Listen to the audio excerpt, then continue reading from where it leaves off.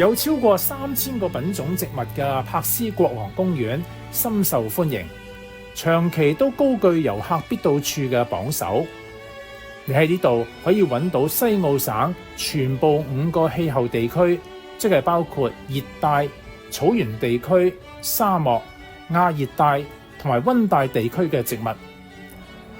除咗植物之外，呢度都係一個飽覽柏斯風光嘅好地方。國王公園仲有好多標誌性嘅建築物，最出名嘅就係呢個州戰爭紀念碑同埋玻璃拱橋。唔少遊客都會喺呢一度打卡影相。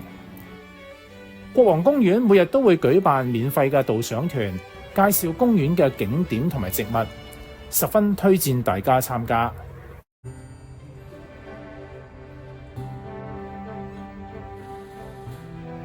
講開袋鼠鴻運金幣，相信好多香港人都有啲印象。呢啲金幣全部都係由呢一間柏斯鑄幣廠製造。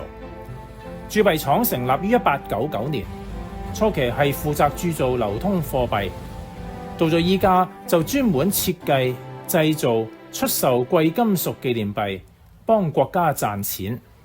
所有參觀柏斯鑄幣廠遊覽團嘅人咧，都會獲發一個咁嘅類似金幣。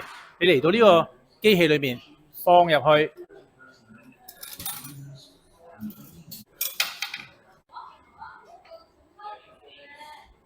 參加導賞團，你仲可以睇到呢個1噸重嘅鴻運金幣，唔同類型嘅金塊同埋製造金條嘅過程。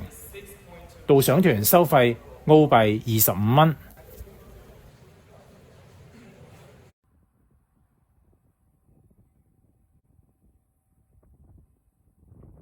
位於柏斯市中心嘅鐘樓放置咗不同年代鑄造嘅18個大銅鐘，呢啲銅鐘全部都係來自英國，大部分都係喺18世紀鑄造嘅。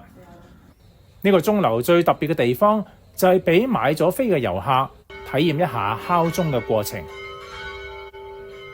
一邊敲鐘，遊客可以通過熒幕睇到啲鐘嘅喐動。唔好以為好容易啊！呢鐘最輕嘅有238公斤，最重嗰個有1480公斤，而且都唔係話夠大力，啲鐘就會響。重要嘅係要通過力度有秩序嘅變化，將鐘裡面嘅敲擊器撞向銅鐘，先至會發出聲響。柏斯鐘樓嘅入場費係澳幣15蚊，連同敲鐘體驗嘅話，就收澳幣22蚊。